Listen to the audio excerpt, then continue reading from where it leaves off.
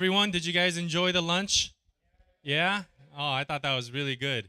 Um, let's thank our kitchen team, our sister Fair and a couple more aunties that helped out making the food. Thank you so much. Everything is homemade, including the peanut sauce. Nothing was bought. So they worked really hard in the kitchen, and we thank them for that. I truly enjoyed it. If there were extra, I might steal some.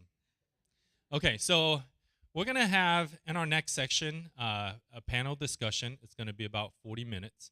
And so I want to invite our panelists to come up. So if you know you're part of the panel, please come up. Come on. Yeah. Okay. So we kind of picked. There's a bit of diversity in this group.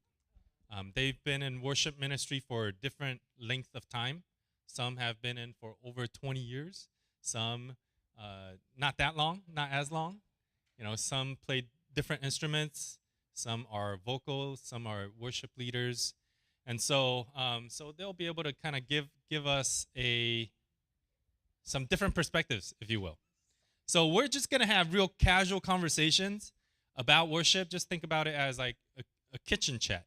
Okay, so in your registration, there was a section where you were allowed to ask panel for a question.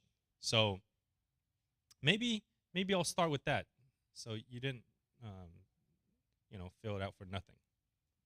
Okay. Okay. So first question is this.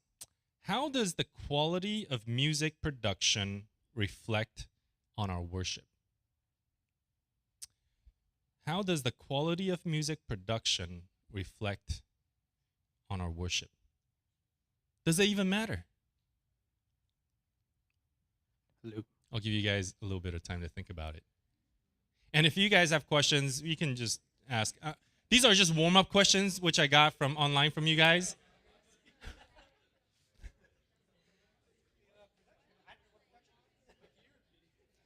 And if you have no comment, you can say that too. It's like, I don't really care. How does the quality of music production reflect on our worship? Do you think it matters?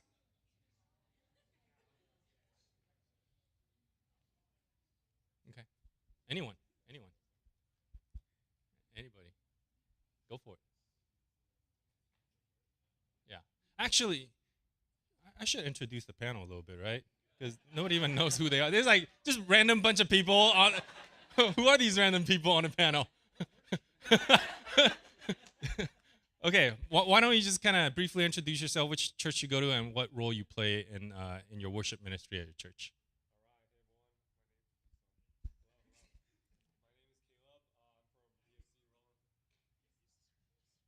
From EFC Roland Heights, and I serve on the worship team as a worship leader, and I play mainly the guitar. Hello, everybody. My name is Moses. I'm from EFC Chino Valley. I'm currently the English deacon, and also I serve as a pianist and also worship leader for my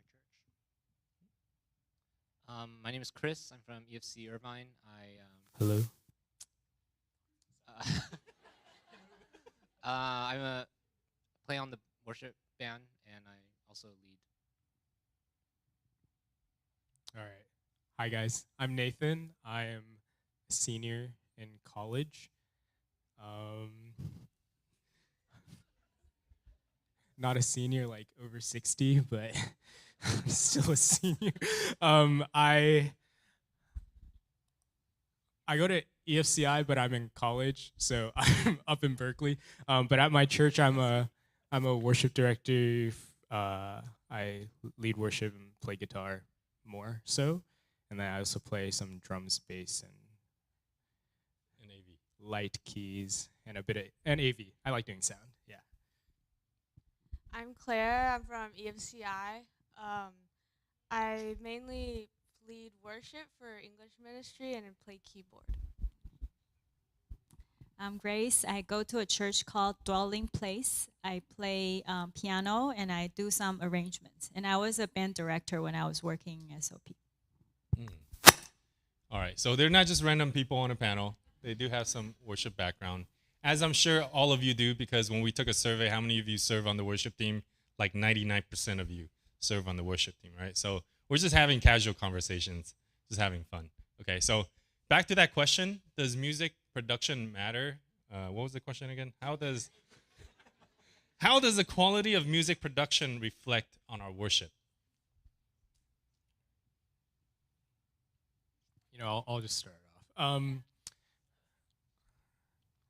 I think there's a degree of importance to music technicalities and skill. So one big thing that we don't want is like distractions in worship. And so if your band is not very meshed, or people are playing wrong chords, wrong lines, different keys, it can distract people from worship, and that is something we don't want to do.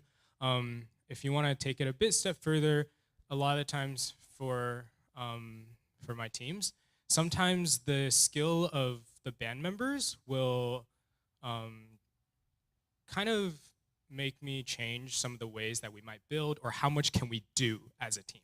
So can we get to this point that we want to build to? And if your band members aren't able to, then you can't go this far. But there are obviously other lengths that you can go to as a team. But I would say with a team that has really good skill and technicalities, and you're able to bring your music to different heights. And so I would say there is importance in building your skill as well. It might not be the most important thing, but it's still important. Yeah, okay. That's my answer. Does anyone else want to respond? Yeah, I completely agree with Nathan where worship technicality and skill does elevate to some extent the experience that people have. But the danger is if, as worship leaders, we focus overly on skill and how we sound more than our own worship to God. When we are focusing on how the congregation members are experiencing worship instead of us actually experiencing worship ourselves, I think that kind of reaches a point where we are overvaluing technique and skill. Because ultimately, when we are on stage, we as worship leaders are also worshiping for our God, and of course, our Lord deserves our best. Jesus is worthy of the best that we can give. But I'll say it like this: sometimes the best worship does not need to be the best technically. The congregation and yourselves having the heart of worship is, I think, a bit more important, because you could sing off key, you might be playing the wrong part, but if people are able to still come into worship because they can notice your heart, and they can notice, and God realizes your heart, I think that's also a very important part of it. So you don't have to, there's no such thing as, the bare minimum professional threshold that you have to reach to be part of a worship team. Your voice is more than enough in God's eyes. So that's what I wanted to add. Yeah, very good. So, everything that's shared up here is their own personal opinions. I don't endorse any of it. So if you disagree, just go straight to them. Okay. Actually, I want to, for the sake of getting more questions in, maybe every question we may have one or two answer. So actually right now I want to open it up. Anything you guys want to talk about? It could be in a question form or maybe just a comment, and we can chat. And we're talking about worship in the context of, in general, small EFC churches, right? We're here because we are in the big EFC family. But when we go to a joint event like the Big Bear Winter Retreat, we come together, and there's a certain synergy in that. There's a certain excitement in that. But when we go back to our own churches, sometimes we have very limited resource in our small EFC, especially EMs, right? So how do we navigate that when we're short on manpower, we're short on players, where everybody's kind of tired and stressed out? So those are the things that we want to talk about more. So if you have anything in terms of that that direction of questions, feel free to ask. Okay. I saw some other questions that you guys put in response, but those are kind of workshop questions. So I just assume you went through the right workshop and found the answer for those. Okay. So I'm not gonna dive any more into the response questions. So I'll kind of open it up. Anything you guys want to chat about? Yeah.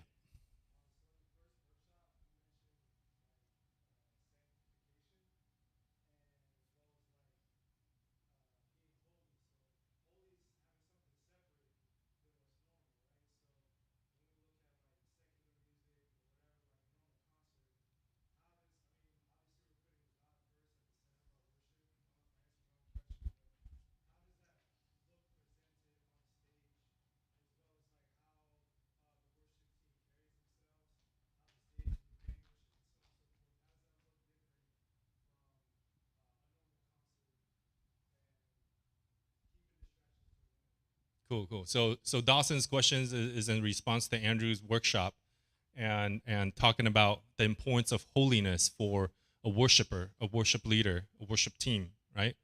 Because we're dedicated to God, we're set apart for God. So any of you want to respond to that? About, could you hear his question? Like, yeah, how does a worship team, worshiper look different from a concert, a secular concert?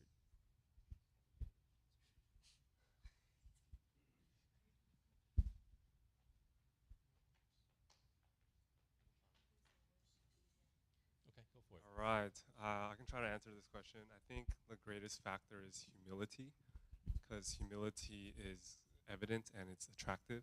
So on a worship team, as a worship leader, I feel like to be set apart from something different from like a worship concert, it's your heart and your posture before the Lord, how you position yourself before God in humility.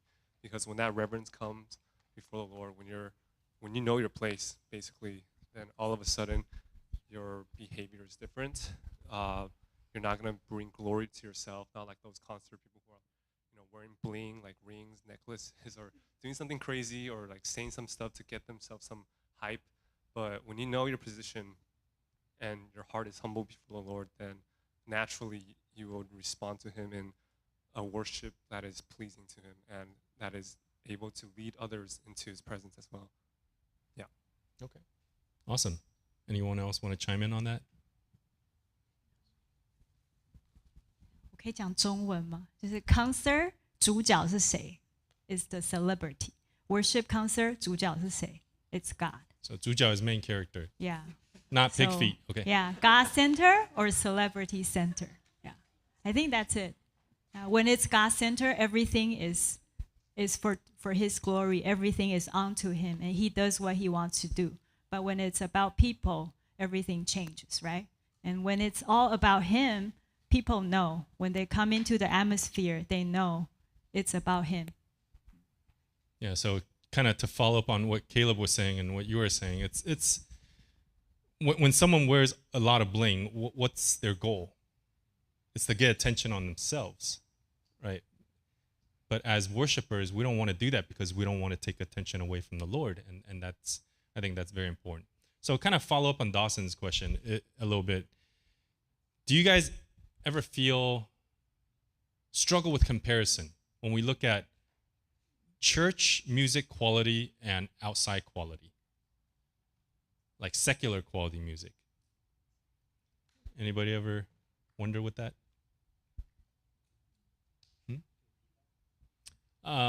Do you ever struggle with comparison when you look at, how come church music is this quality and technically like, secular music is like this quality, and kind of feeling bad about that? Or is that not a concern? How do you get past that? Especially even for small churches, right?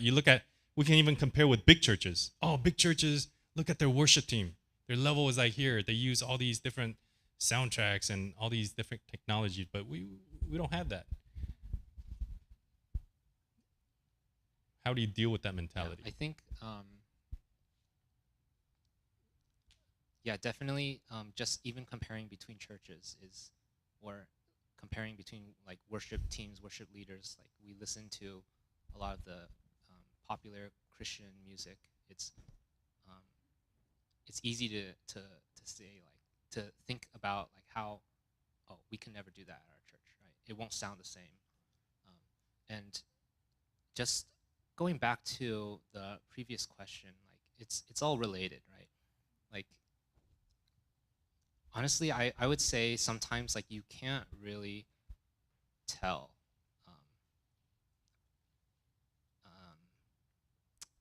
Like you can't really, from the human perspective, see someone's intention, someone's heart. But that's what God cares about, and that's what He looks at. So like, how are we different, or how are we unique in the way we hold ourselves, the way we present ourselves, or even the way we do worship in small churches or big churches? All of it really comes down to your heart, your intention. Like what are you doing it for? And sometimes people won't be able to see that, but that's between you and God, and He's the one who's gonna make that judgment. Okay. Yeah. Very good. Very good. All right. I'm gonna open it up for more questions or comments, and maybe we can direct some at the younger folks.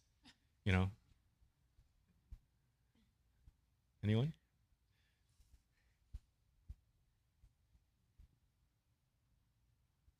Don't be shy. Yeah, Dennis. If you're considering, I'm just asking, like, if you're considering the worship team and you've never been on it, at what point would you say you're ready to step up to serve on the worship team? And what preparations would you need? That's a good question. So I started around middle school, I think. Obviously, well, I grew up playing like classical music, so I think a lot of us start with like classical, kind of their own like solo pieces. But I would say there's really not a right age or a right point in life where you're ready or not ready, or you think your skills are not good enough. But I think it's more about the heart first. Do you want to serve? Like, why do you want to serve on a worship team? What is your goal of serving with the team? Or why do you want to play this instrument? I think it's more about your attitude towards worship. And if you're ready, definitely don't be afraid to like talk to worship leaders, worship coordinators. And obviously we can, like, there's not like one-on-one lessons or to gauge your skill if you're not confident in the area. But I think what's most important is stepping out and saying yes if you feel like there's a calling for you to join worship team. Or that goes with any like part of work. It doesn't have to be playing instruments. It can be PowerPoint, it can be AV lighting. There's a lot of aspects. I feel like just stepping out and saying yes is more important than focusing on skills. I feel like skills is secondary, and we can slowly build on that over time and experience. Everyone will improve as you just serve more and more on the team, but I think heart is most important. Yeah. Amen. Do you want to say something? You look like you want to say something. Oh, I'm the mic holder, but Okay. I could say something on this. Yeah, kind of like echoing some parts of what Claire said. The heart is something that like your skill you can always learn, and when you join the team, there are so many people, musicians that can help, can build, can train. But the heart is something between you and God, and it's like, are you willing to serve? And like age-wise, like, I would say when I first joined worship team, I was 10, and it's because my dad needed a drummer. Relatable. And so, in the beginning, like, honestly, there was a lot of like, I didn't really know exactly why I was doing worship, or there were moments across when I served when I would struggle with pride, or like, when people are like, oh, good job and stuff like that, then you're just like, oh, it's like sometimes a bit of the attention goes on you.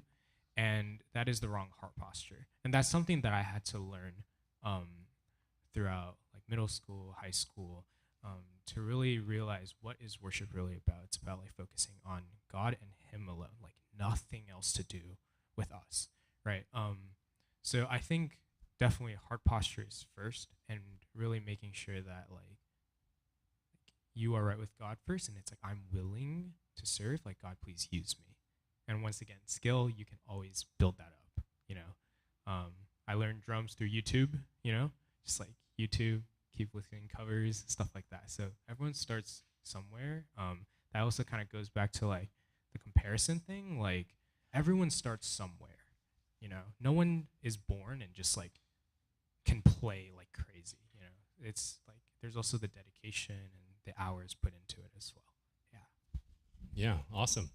So something I'm personally really excited about is like my kids are getting to that age, hitting like junior high, and I really want them to serve on the team, but then they got to learn somewhere, right? And just look around your church. I think there's a lot of great resources. Like Chris was helping out with, you know, teaching my kids drums, and other people have other skills. And maybe if you just ask, it's I think the resources are available at your church, hopefully.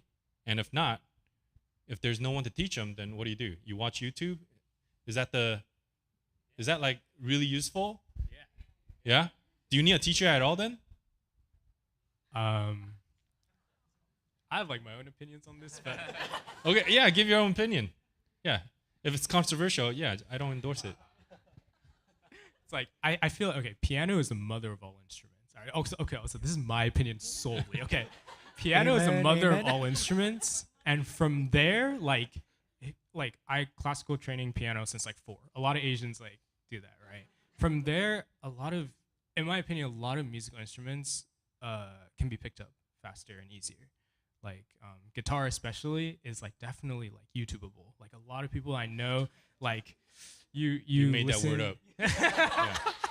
It's like yeah, genuinely like guitar you can definitely, it's something you can learn on your own. But having that like musical background in like classical piano helped so much, like basic music theory and things like that. But if you have like no musical background at all, it's harder to like just YouTube. Yeah. Okay. So those people should just give up or No. learn piano from YouTube? Actually, okay. Yeah, get a teacher. There are some people that I know that like learn piano from scratch. I think that's crazy. Like so, wow. You know, like I can't do that. But get a teacher. You know, do you teach piano? Oh. Are there any piano teachers out here, Claire, or you're a teacher? keyboard chord teachers? Anybody teach? Does anyone? Dennis. Woo. Dennis, you teach? All right, let's put his phone number right on the screen if you need a teacher. Okay, all right, that's good. All right, how about another question? We got about 15 minutes, so let's go for it. Hi, I'm Ruth from South Bay, and I've heard from preachers that they struggle with kind of like what we've been talking about, heart, that they struggle with pride from time to time if people come up after a sermon and say, that was a great sermon, good job. So I've heard from various sources that it's a good idea to say something like, Pastor so-and-so, this sermon really helped me today, instead of saying good job or something else. And I'm wondering what would be something that as a worship leader, it would be helpful to say to a worship leader after a worship service other than good job. Okay. Yeah, so what have you heard people say to you that really made your head really big?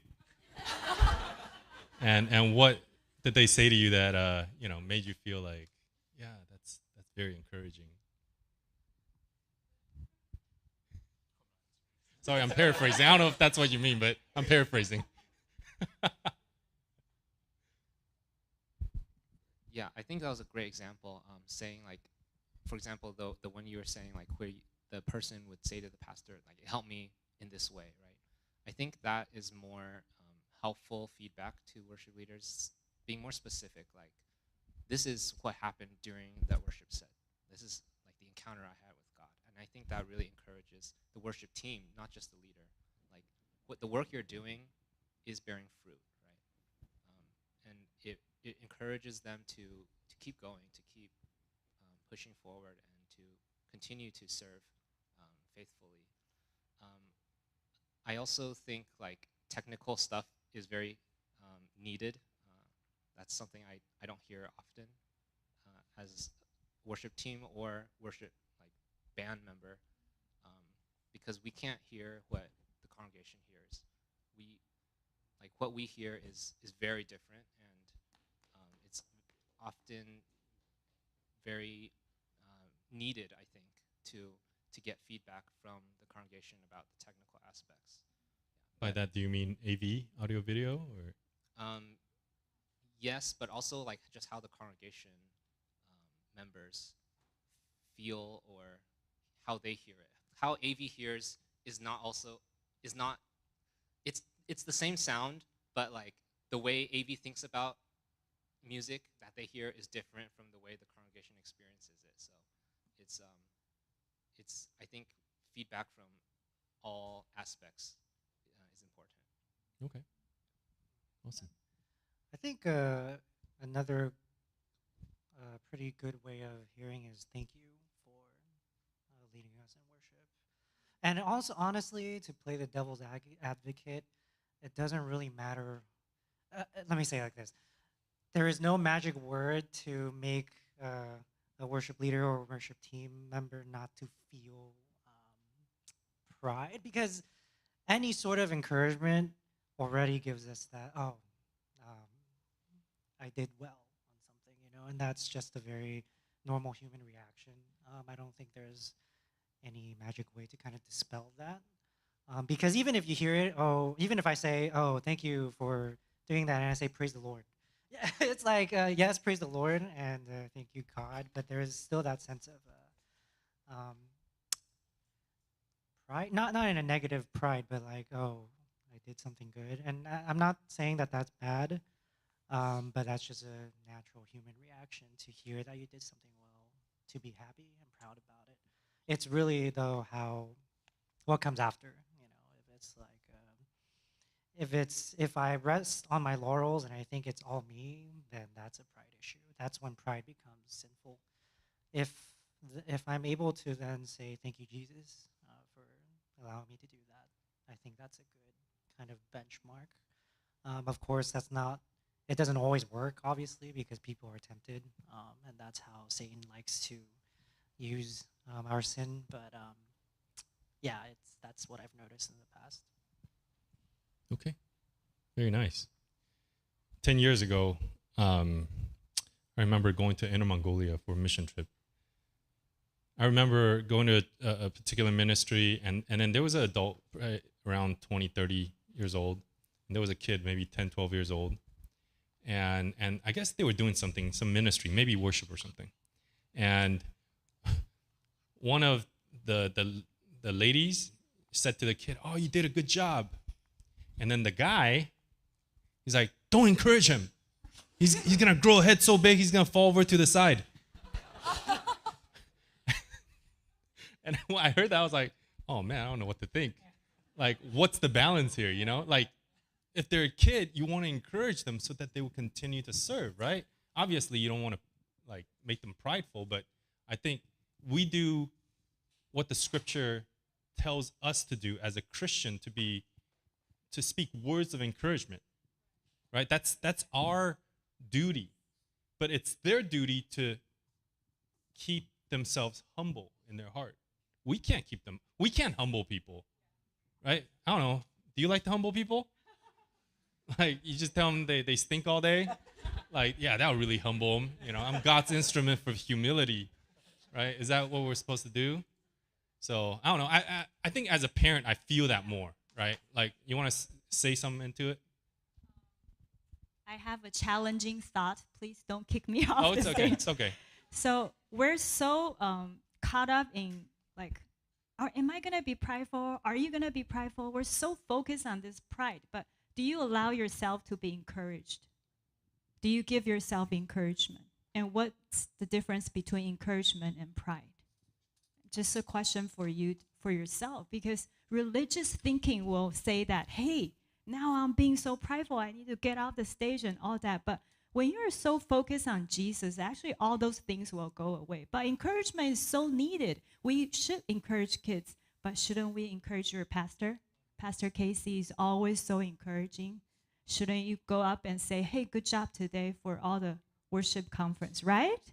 Right? And when people encourage you, don't you feel like more motivated, to keep doing what you're doing? And pride, yes, there is pride. But when we focus on like just bang, oh, pride go away, sometimes they're even more stronger there. You focus on Jesus, you focus on being like him when you worship him, and not try to like 把自己打死, 或是, you know what I mean? Like, I've heard a pastor, he said that when he received tons of encouragement, and he said he imagined that their words of praise is like flower. People give him flowers, right? And he turns around and he gives that flowers to Jesus, the one that gives him everything. And that's how I kind of imagine too, everything I have, everything I could do is from him. And without him, I can't do anything. But I don't focus on I'm going to be so prideful. You know what I mean? And when people encourage me, I say, thank you. I give that flower to my Father, my Jesus. Yeah. Amen. Thank you. All right. I think we got time for one or two more questions. Yep, and back.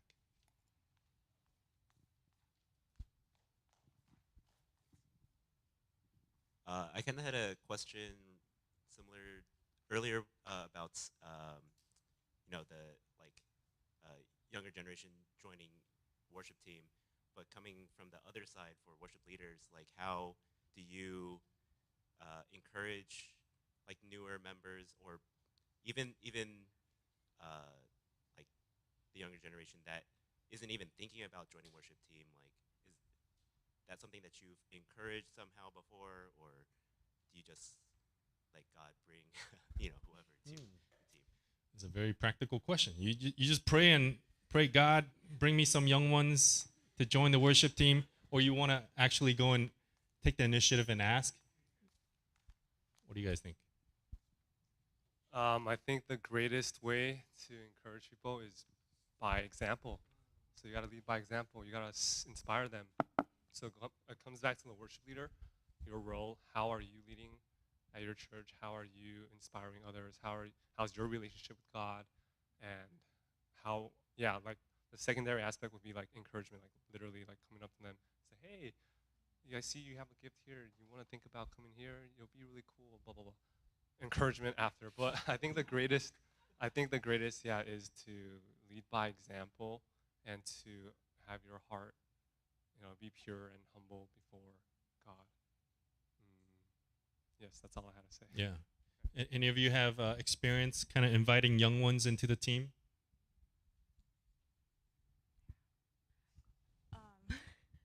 So, I was like lighthouse coordinator for a bit. Just high school fellowship. Oh yes, our high school like youth fellowship here. But also we had a meeting about this last week, just encouraging new kids from children ministry to just continue, if they want to continue serving and playing. I think, he said, a great way is set an example. So I'm not sure how this works in different churches, but I would encourage leading worship in children's ministry. Just going there to lead a couple songs, because for our church, they have children ministries over there with their own worship service, message. But I would encourage you to, go there and lead worship with them. Afterwards, you can talk to the upcoming 6th graders that's coming up to English ministry or your youth fellowship. I've also talked with some parents, seeing how their views, because sometimes the kid's view on worship is different from what the parent wants from the kid. So I think it's helpful to encourage the kid in a positive way that they would want to keep serving. And like, yeah, as a middle schooler, like looking at high school or college, like just serving really also makes me want to give back and serve also. Yeah, she's speaking from experience. This was not too long ago. Anyone else want to chime in on that? Or is that good? So she did say like continue, like when they come up to 7th grade. Usually when they're in 7th grade, from children's ministry to English ministry, right? And she used the word continue. Why? Because we start them in children's ministry. We don't wait until they get into 7th grade to learn everything new. Well, some people do, but for Asian families, a lot of kids start learning instrument way younger than 7th grade, right? And so if they can experiment a bit in children's ministry, they'll have an easier transition time into youth ministry. And then same thing, youth to adult ministry. Also, a lot of prayer. And like that actually, it really changes everything. Like a really quick story, like in college, exactly 1 year ago, me and another brother, we were deciding to co-direct our college worship team. And we started with 0 people, like literally nobody. It was just going to be the 2 of us coming off from a year where a ton of seniors graduated. And I remember that summer before the school started, like we just started praying and planning, expecting God to move and fill our fellowship. And this is a fellowship that started off last year with like about 20-ish people. We expected God. We were like, God, we just pray for people to come in, to flood in, from anywhere, and just like bless this worship team. And we had so many things in place talking about the heart of worship, the hands of worship, and so many other things. And we just kept praying. And then slowly but surely, like God just starts providing people that will start joining the worship team. And it was literally like miracle after miracle until by the end, like this past year, we hosted a worship night that was like 2 full teams, with like drums, like bass, like keyboard, guitar, vocalist. And it was like miraculous to see, like from just 2 people. And we were willing to just say, God, even if it's just the 2 of us, like we will lead every week. Like we will just lead and it'll just be us, to a point where it's like entirely full teams. And it's like having that expectant heart, having things in place. Like we're going to build this worship team. If people come every week, we're going to meet, we're going to talk about the heart of worship. We're going to talk about this in worship and different articles and supplements and things like that, even when it was just the 2 of us, and just like dedicating ourselves to prayer, and God will work wonders, especially when we pray in expectant faith. So yeah. Amen. Amen. All right. Well, time's about up, so let's give our panelists a round of applause. Thank you so much. You guys did a great job. Don't let that get to your head. Stay humble. And we're going to transition into the workshop. Here, I'll let Caleb direct.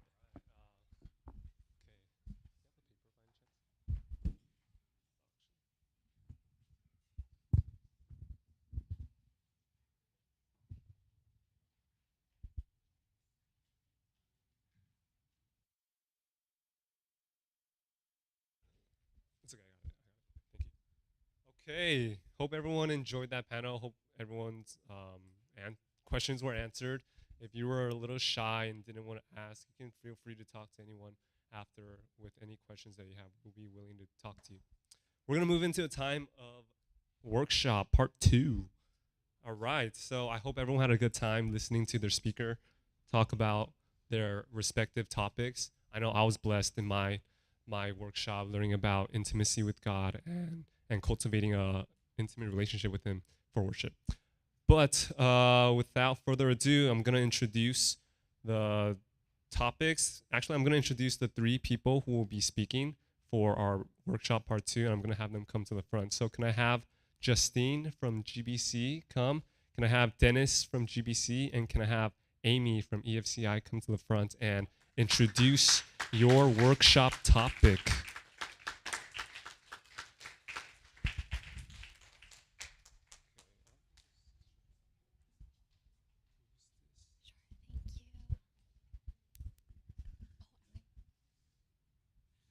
All right. Hi, good afternoon. My name is Justine. I'm from Grace Bible Church. And today I will be talking about your role as a vocalist. So if you're currently on the worship team, if you're doing vocals, or if you're interested, we will be looking at some relevant points about what role you should be as a vocalist. And then we'll go into some practical topics that you can apply as well. Hi, my name's Dennis. I'm from GBC, Grace Bible Church. I'm going to be talking about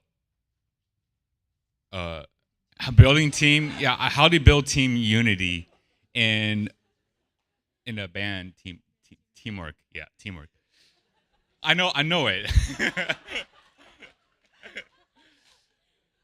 But like just in, essentially, I think this workshop would be very helpful for band members of the worship team, and this is kind of like in parallel with Justine's workshop, where this was for vocalists. We're going to be talking about, but where she's focusing on points on how, for the singer and the vocalist, we're going to be talking about band dynamic, where everything fits the stage, and just how to work together to really bring a really good praise and glory to God. So that's going to be my topic. Hello, I'm Amy from EFCI. So I'll talk about worship leader after God's own heart. So we'll be studying the life of David, just here and there, the summary of his life, and then learning from this great worshiper of God that he was a man after God's own heart. And so we want to learn from him to also be a worshiper after God's own heart. So yeah. All right, you guys heard the topics. I'm super excited to hear them. Justine's topic for the vocals role is going to be in the children's ministry chapel. Dennis's workshop is going to be here in the MPR room, and Amy will be in the main chapel. Okay, so just like before, we're going to have about 45 minutes for each workshop. So please come back here after you're done. Okay, thank you guys.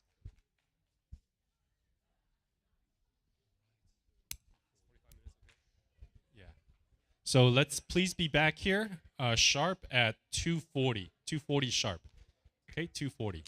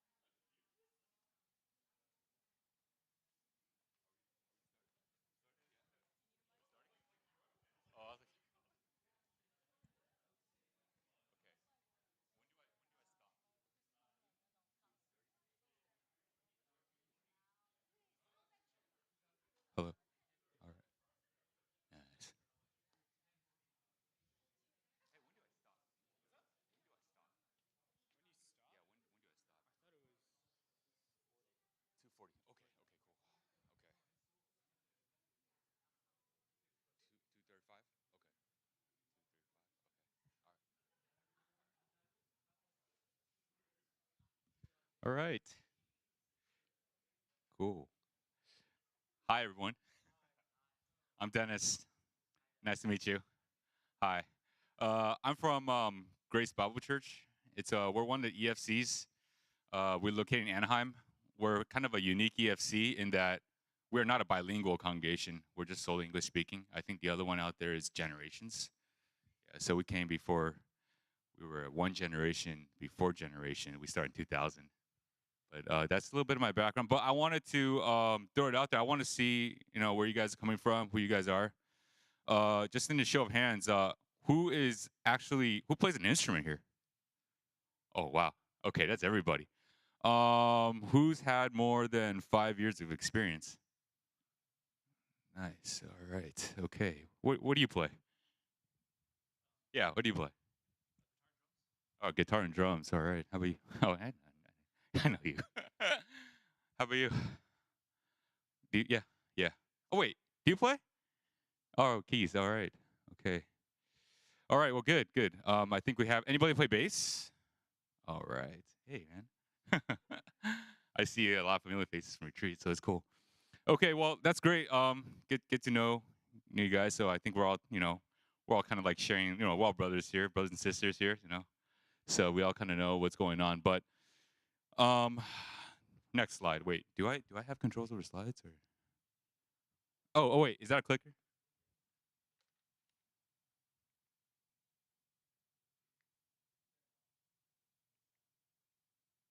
Okay, it's on. Oh, oh, oh. Okay. Is there a laser?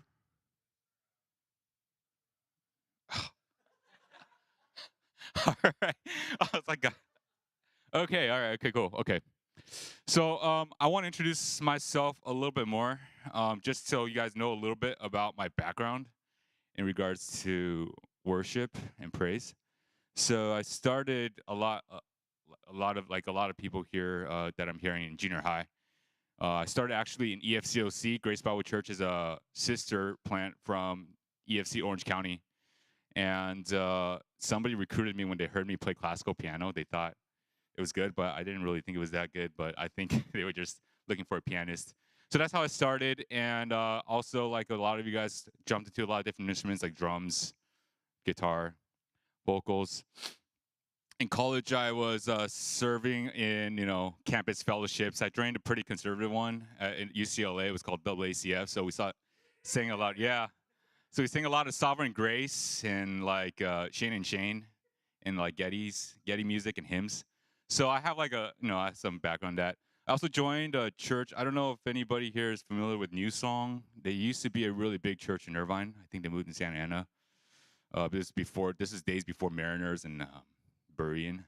Yeah. So those are the main guys. There was a branch in LA, and it was very urban, and very multicultural. So I had a lot of exposure like Israel Houghton, Tim Hughes, and Hillsong. Everybody says Hillsong. Then I'm also my day job. I'm a doctor, so I went to medical school, and it was in Detroit, Michigan, and I joined a gospel church.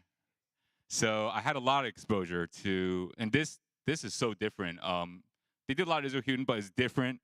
Kirk Franklin choir, a lot of gospel stuff. So learned a lot from them. Just to show you guys. Oh, now I'm back at GBC and I do the worship directing and music directing. So it comes back full circle. So, a couple. This is me in 2006. There's a New Song LA. Just me hanging out with the bassist. This is me in fellowship singing Shane and Shane or something, but kind of like a two people setting here. And then this is me and one of the drummers from the gospel church I was serving at in Detroit. He was very good. He was a drummer for the artist Neo. I don't even know would you guys know? Or am I too old here? Neo, Okay, I'm too old here. He was really good. And that's just me back at GBC showing the kiddos there. They're not kids anymore. They're all like married. They're all about to get married. But it's just us just playing.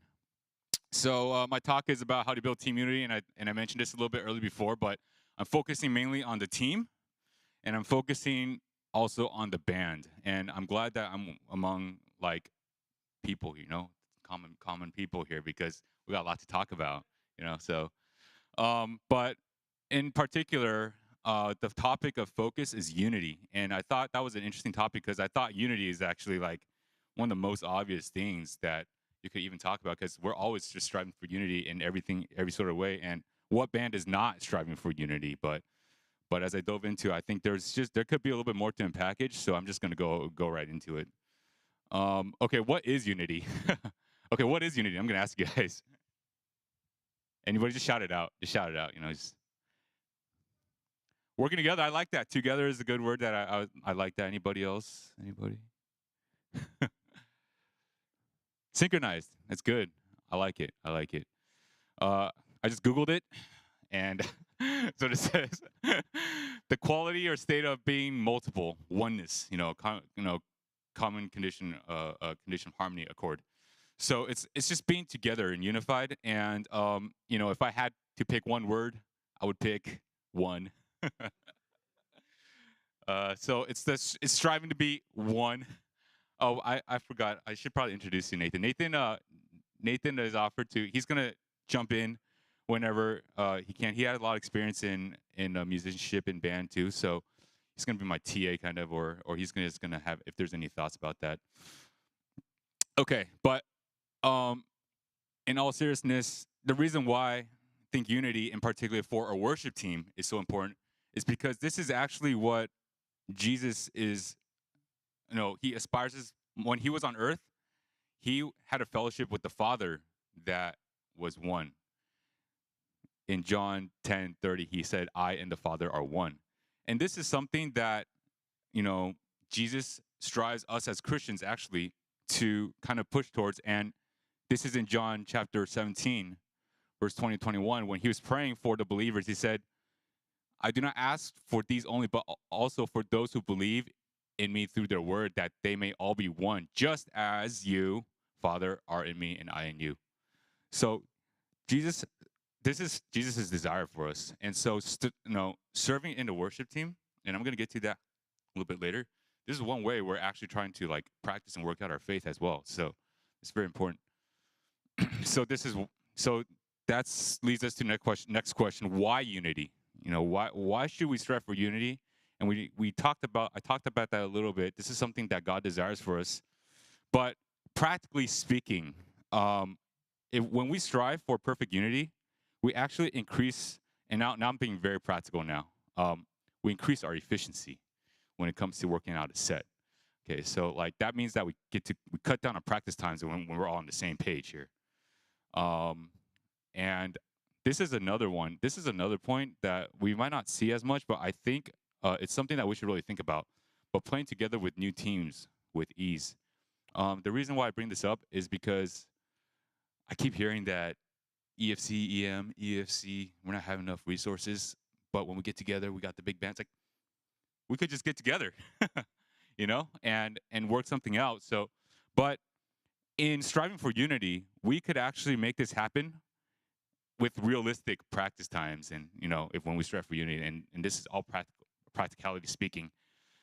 But not only does it increase in efficiency, it increases in effectiveness. And what does that mean? Effectiveness means we could prepare with the time an awesome consuming worship experience. And what does that mean? An awesome consuming worship experience is what you would say is kind of like the wow factor. Now, wow factor is not a stage performance like, oh my gosh, there's light and pizzazz.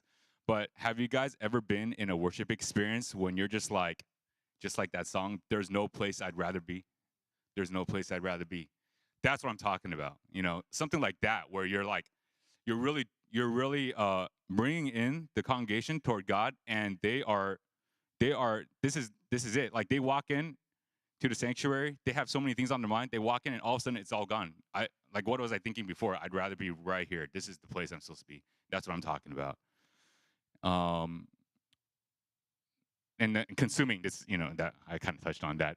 But the one thing is that awesome consuming worship experience, you're in one of these, you have really led your congregation there when everybody is just losing track of time, and they're just kind of singing, and they're having a deep devotional prayer during the worship time. Wow, that is a really, really, really great I would call that a very effective worship setting, and that's something that I think we could strive for, and we could achieve.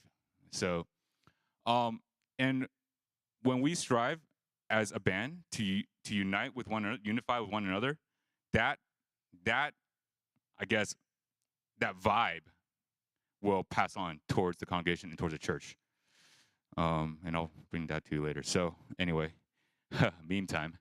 So, we talked about what is unity, and then we talked about why unity. So I'll do you one better. How unity?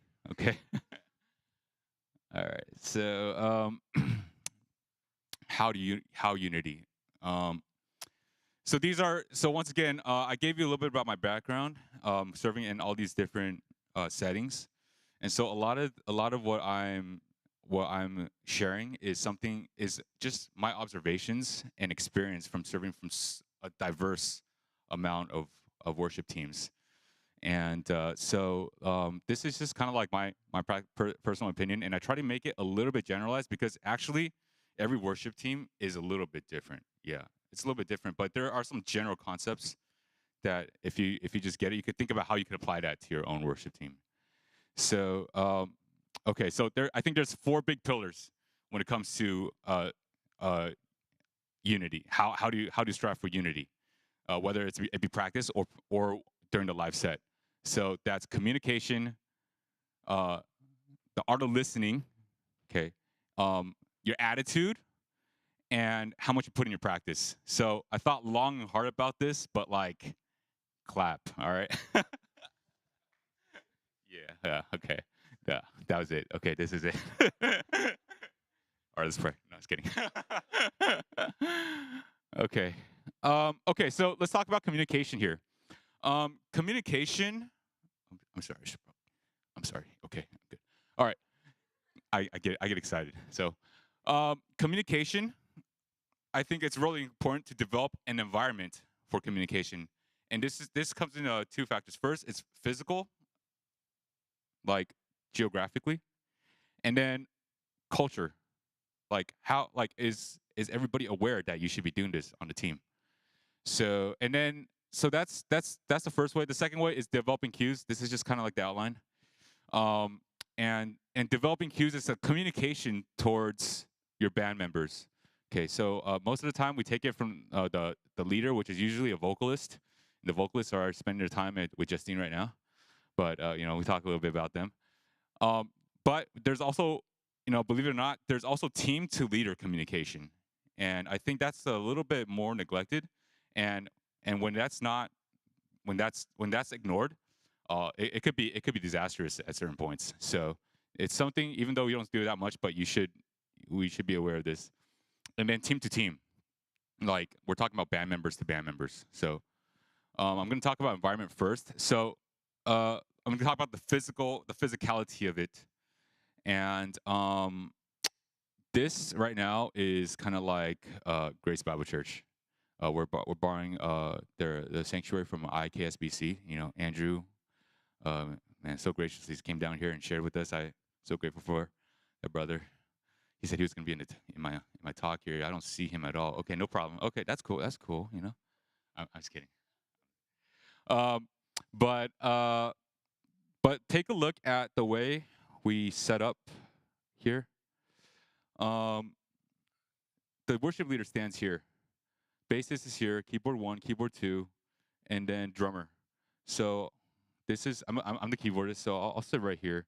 And I like to do this because we have full eye contact with each other. Like we are like geographically and physically optimized just to see each other. When I lift my head, I see the bassist, and I can see the periphery of the drummer, and I see the worship leader. So like regardless of whether or not I intend to or not, I'm already like putting myself in favor of communication. And you could take a look. Okay, so let's see. Hey, can we play that clip? I don't know. See if we can play that clip. This is a clip. This is a clip that is of us in just in action, just to see. The idea is to look at the dynamic among the team members here, and then you can see that this is kind of like. see, I'm staring, you know, and I can see.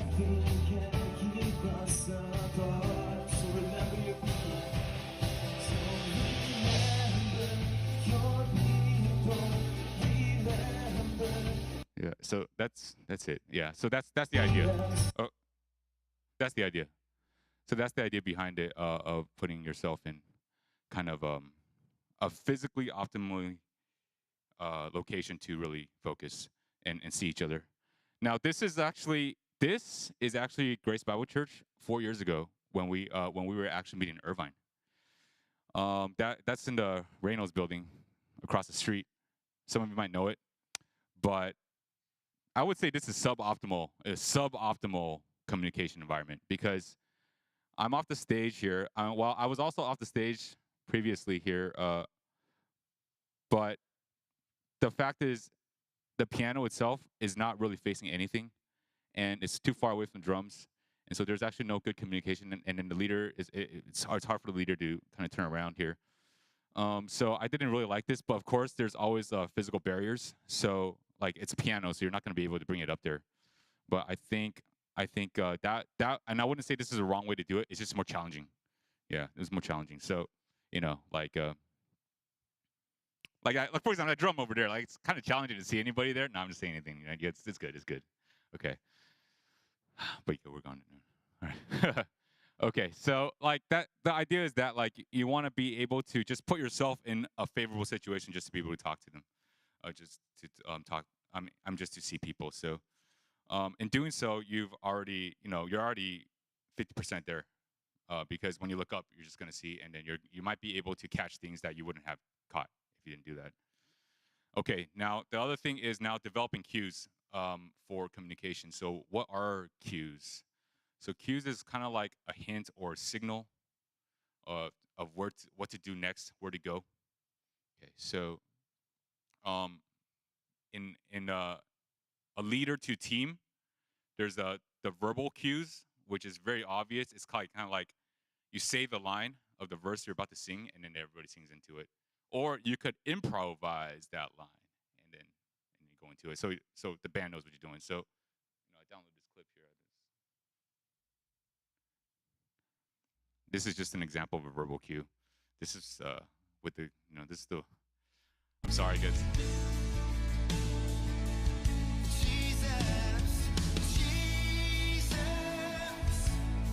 Okay, that was it. So he said Jesus, and then everyone knew they're gonna go to Jesus, right? All right. So, yeah. So that's an idea. That's an example of a verbal cue. All right, because he actually said it there. So. Yeah. Okay. Moving on. Because those are obvious. Those are obvious, right? And then but these are actually really effective here. Like these are the nonverbal cues. We're using these hand signals here. This is a really good way, especially for a leader to cue to a team where to go. So I think the easiest one is just verse, chorus, bridge, and repeat. Things like that. And you could do it pretty low. Like you do this, nobody sees it. Yeah. And so they'd be like that. And you do that, and you know what they're doing. You know what they're doing. Yeah. But it's you could have your own variation of it, yeah, because every team's a little bit different. It does there could be like bridge 1, bridge 2.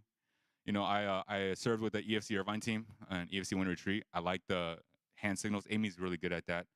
And my favorite one is like her jazz fingers. Just play more. Just play more. Just play something. Yeah. Yeah. Play some.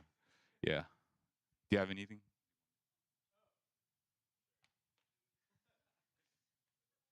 Yeah, every worship leader can have like different keys. Though like chorus is, pretty much, and then like verse 1, verse 2, this is my bridge. So everyone kind of has like different cues that people use to like tell the team. But yeah, communication's really big. But I was gonna add on to like other technicals, but later, right? Okay. So I think the reason why is because when I was playing with EFC Irvine, I actually realized you guys do a good job, a really good job using hand signals. And while, yeah, you could practice a song over and over again and then just trying to get it down. Most of the time you want to do that. And I would say there are some worship teams that actually just play it like clockwork, especially when you're using something like, have you guys heard of multi-tracks? Yeah, when you're using multi-tracks, there's no, you just stay on track. That I guess that's why they call it multi-tracks. But the disadvantage is if you mess it up, everything messes up, and there's no flexibility.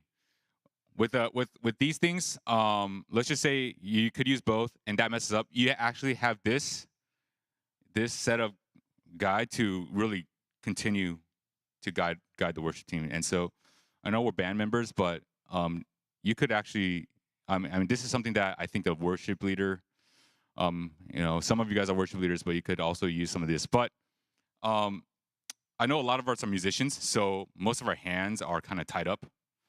So there's also these nonverbal cues that like I learned from Andrew Kim, like the guitar tilts. Okay, so these are just examples, but okay, so if you want to build, I see him do this, right? That's like building, right? So and then if you wanted to bring it down, all right. Yeah, so that's like those are examples of nonverbal cues, and now without hand signals. But you guys come with your own, and also this is kind of something that I've noticed. But sometimes some of these nonverbal cues you don't have to talk about it. Like if you're in eye contact with somebody, you kind of know. Okay, that's where we're going. You kind of know, and there's no way to explain it. So that comes with practice. Yeah, so that was communication from leader to team. Now there's some times that you as a team member need to communicate to the leader. Okay, and then these don't happen that often, but oftentimes, but when it does and you don't, then it's disastrous.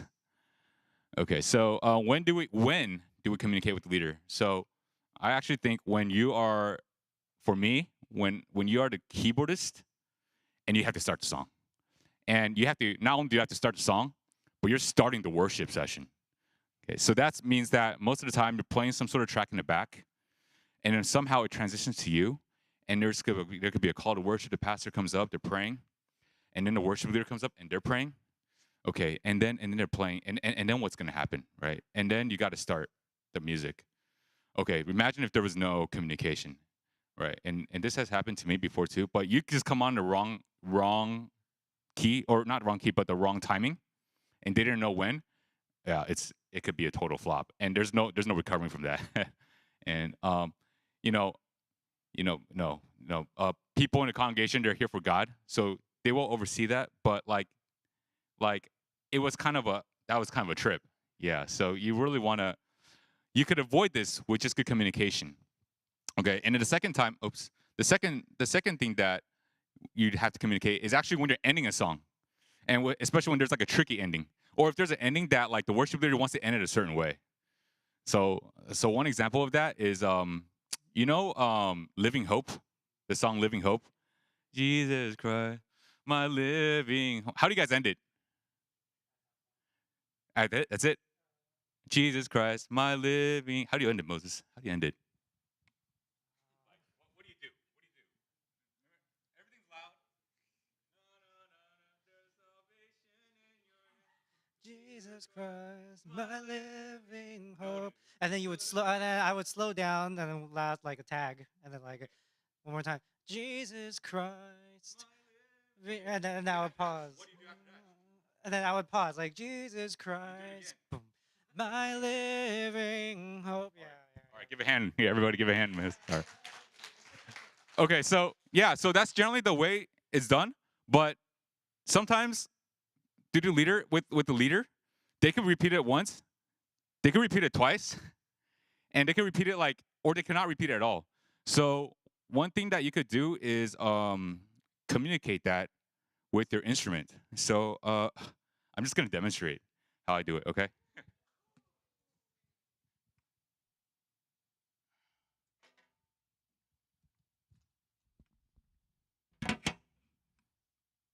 Oh, is this on? This is on too. EFC Irvine's fancy. Do I turn this off or? Okay, so let's just okay, so let's just start from the beginning here. You're starting worship set, right?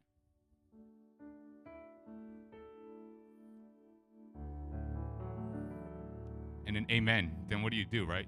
But so as a leader, you got to tell them that as the team member, you got to tell them you're ready without telling them, right? You know those TikToks, like tell me you're ready without telling me you're ready. That's what you're gonna do. All right. Yeah, give it in solid. Yeah, they're not coming in. Give them a signal. Right? Yeah, there you go. Yeah, you know what I'm talking about. Yeah, they're not it. Yeah, yeah, and they'll get it, right? Yeah, so that's an example of a nonverbal, and then there's another one. So like living hope, right?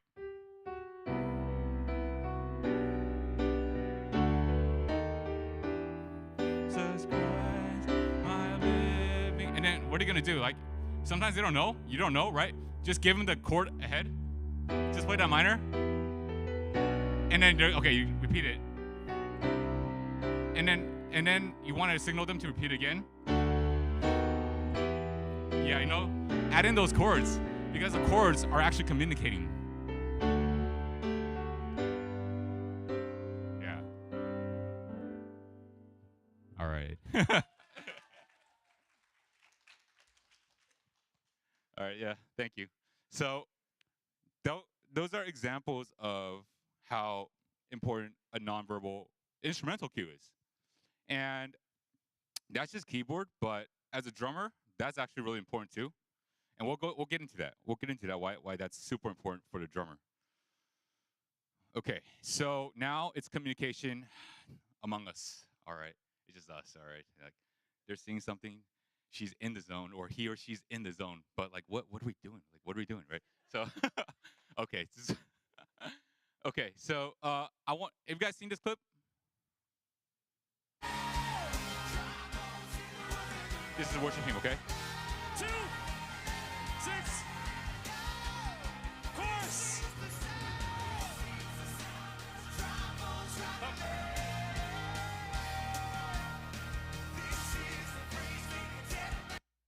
Okay, so this is he's LJ Mitchell from Elevation. So anybody familiar with him or no? Okay, not that many. So what he's doing here is he's the music director. He's the MD. So in this mic that he's yelling into, the audience doesn't hear it. Everything it's all the band members are hearing it. Yeah. So he's communicating. He's communicating what to do next based off the mic. We don't have a mic, but there's a couple things that he did. I guess this isn't playing, but there's no sound. Okay, listen to what he's saying. 6, chorus. Okay, so like said 2, 6, and then everybody knew what to do. Chorus. Like what is he saying there, right? So this is kind of like another way to. But he's not saying stuff like F minor 7 sharp whatever, right? So okay, so when is a communication between team members helpful? Number one, like I was saying, the Spirit came down on the worship leader, spontaneous prayer going on, a spontaneous worship, jumping into another song, and then jumping out of the song, and all of a sudden more spontaneous, just spontaneity, or extended endings. It's like the song's already ended. All right, we practiced up to this point, but why are you still singing? It's like, what do you play next? Right? So those are crucial times where team members need to communicate with each other. And so we got the Nashville numbering system, and this is just one way to communicate, and I find it very effective. Nathan, you want to explain it?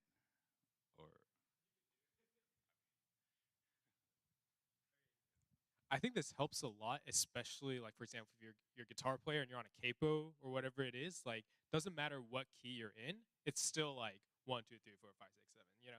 It's like the one will be like the root.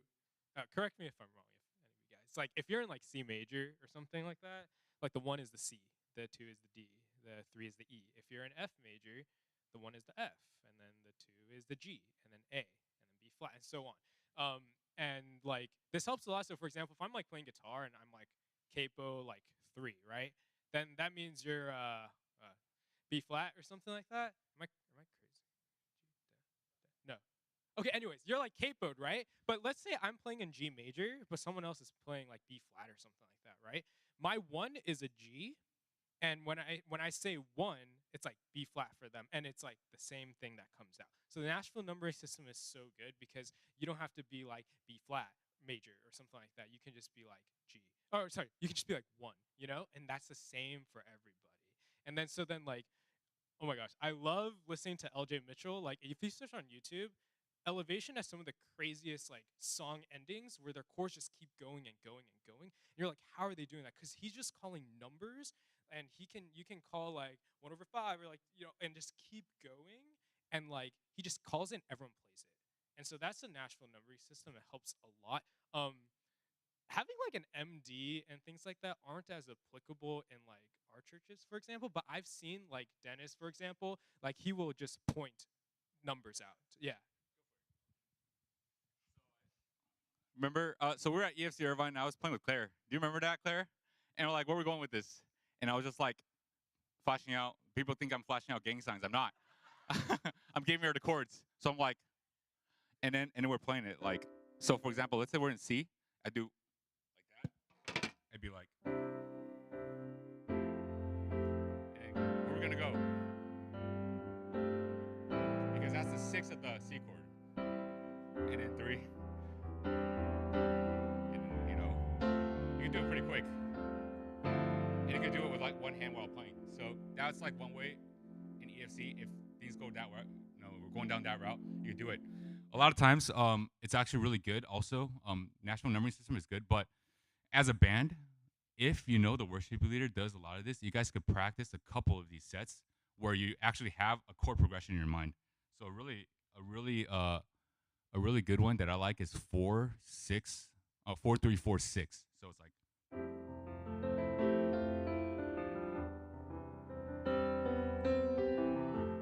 Four.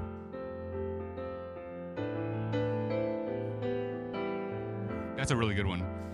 For anybody, if everybody was not prepared and is all lost, 1, 4, 1, 4. Always good.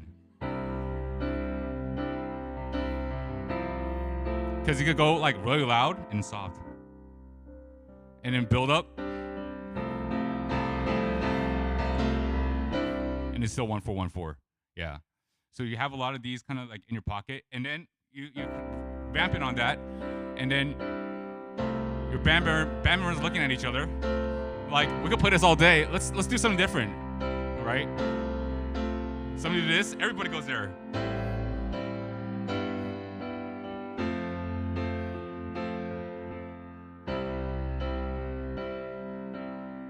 So there, so you could do that and really improvise a chord progression quick.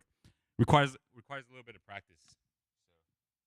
So, but that's the advantage. Okay, I got how much time? 10 minutes. I got 10 minutes. Oh, okay. Any questions, by the way? Any questions? Anybody use this? 1, 2, 3, 4, 5, 6. It's much easier. Like, if you learn this, and then if some like a worship leader came in, sing. Actually, can I get this in A? No, but you remember you learn the song in the 1, 2, 3. You just do the A key in the 1, 2, 3. So that's actually really good. Okay, I'm gonna move along a little bit quicker here. Okay, listening. Okay, this one's okay. We don't have that much time though. All right, so listening is so important because the goal of listening in terms of unity is to add what's missing. Actually, try to figure out, listen, like see what's empty, and see if you can add on to it. For me, I'm paying attention to these 4 qualities in regards to music. First, it's the energy.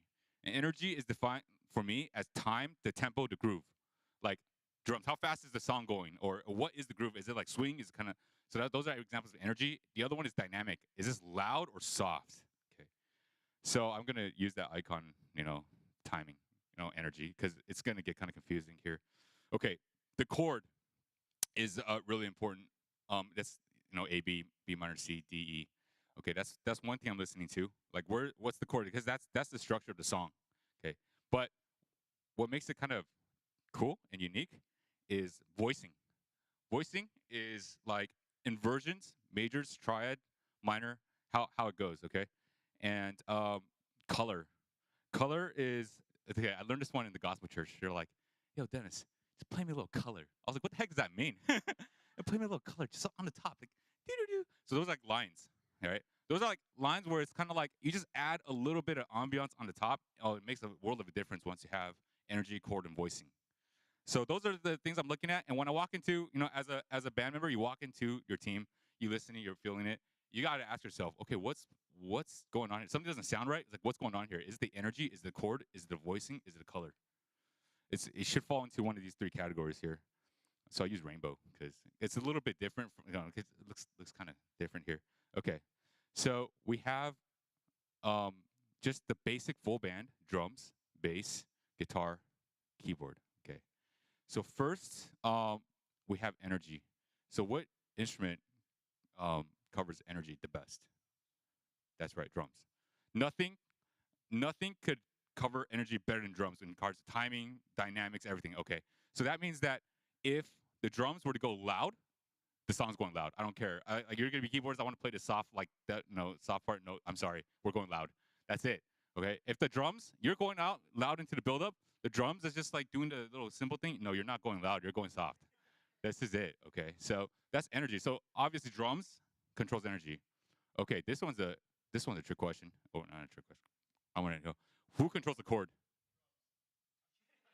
That's right, drums. That's right, drums. No. Who controls the chord? Bass? Or is it guitar? Or is it piano? All right, who thinks it's the bass? Who thinks it's guitar? Who thinks it's piano? All right, good. Okay, the correct answer is bass. And I don't have that much time anymore, I guess. But I'm gonna show you why. Okay, on my right hand, I'm gonna play the chord C. Okay, that's gonna be piano or guitar. Okay. On my left hand, I'm gonna play the note D. Okay, I'm gonna play it together, and you tell me what chord you hear, if you can hear it. Is that D or C? Okay. That's a D7. All right. No matter what the piano or the guitar plays on their chord, if the root of the bass is not in line with that, the bass wins. It's going to be D. And that's what it's going to sound like. It's not going to sound like, it doesn't sound like a C. If it's a C, it's a really bad C. Okay. So that's really important. Voicing, guitar. But what guitar is really good at is whether it's a minor or major, that's controlled by guitar voicing, inversion. That's what it is. Like if you played that C on the D, that's D7. If the guitar decided to play a D on the D, that's just D major, right? If the guitar decided to play an F on a D, that's actually D minor. See? Okay, think about it. Okay, and then keyboard, color. Okay, yeah. Just keyboard actually is the most versatile, and we're gonna go over this. So in this kind of paradigm that I made, this is what if you have a full band, this is what each instrument should be responsible for. If they're very good and solid on these things, drum for energy, bass for chords, guitar for voicing, keyboard for color, then you're gonna get a really good sounding band. So for bass, what does it mean by chord being solid? That means you don't play the wrong notes. You keep the song going, especially when nobody knows where everything is. You keep it going. Okay, so look at this. All right. So when you're prioritizing your music and what to work on, you need to prioritize it in this order. Okay, so if timing is off, you're rushing or slowing down. It's so noticeable. You work on that first. Okay. Then you learn the song. You learn the song. And then once you learn the song, then you can work on your different voicings. And after that, then you could add on your lines. It has to be in this order. This is most important, least important, because, okay, yeah. So, yeah, that's the most important. If you do it otherwise, you're gonna be working on something for a really long time and realize and think, why aren't you not improving? Okay. So the second thing is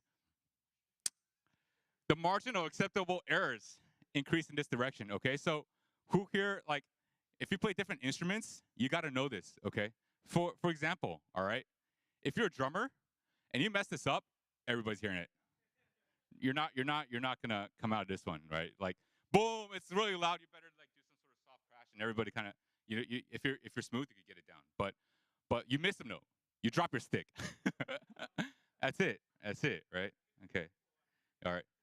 Bass. Everybody thinks you can hide on a bass. No, a bass is loud. All right. And sometimes in a loud set, nobody notices bass unless you're playing the wrong notes. Then you're like, what the heck is going on here? Okay, yeah. There's no way around it. But look at me. I'm a keyboardist. Nobody could tell whether I'm playing the right note or not. You don't have to even know the song. You can just play some sounds, and you can actually get away with it. Okay, right? Because if you're in a full band, the keyboards actually doesn't have that much control over energy or chord, and those two things are the structure. That's the foundation of music, right? Okay, so we went over this. So this is okay. So here it is. The more versatile in an instrument, the more qualities they can cover. Okay, so from least versatile to most versatile is in this order: drums, bass, guitar, keyboard. What does that mean? Okay, that means if there was no drummer, right, can the keyboard provide energy? Yes, right, because you could play it loud and soft. But if there was a drummer and a keyboard, then the keyboard cannot overpower that energy that the drum provides. Okay, but can the drum ever play voicing? No, there's no way. There's no way, right? So when you're choosing, let's say you have and this is good to remember when you have a small band, because you want to try to prioritize the instruments based off of versatility if you have a small band. So look, if you choose one instrument, choose it in this order: keyboard, guitar, bass, drums. These two are debatable, but just for the sake of simplicity, I just kept it. Okay, and this is important. As the band, when something is missing, you have to cover in this order. So if the energy is missing, like, let's just say the only way we could do this with energy is there's no drums. But somebody could still cover the energy, and you should try to cover it in this order, because that's what's most important.